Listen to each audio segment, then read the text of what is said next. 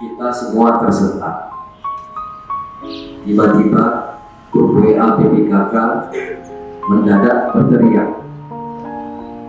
Sana sini terdengar masa, tapi nyatanya takdir ilahi tak dapat dielak. Sepekan berlalu menyisakan pilu. Sosok layak dipanggil ibu kini telah diberbulu. Sosok yang selama ini kerap mengetuk pintu kalbu agar kita selalu peduli sesama, walau tak sebapak dan seibu. Panggilan sosial via grup WA tentu kita rindukan. Panggilan sosial yang akan terus kita hidupkan.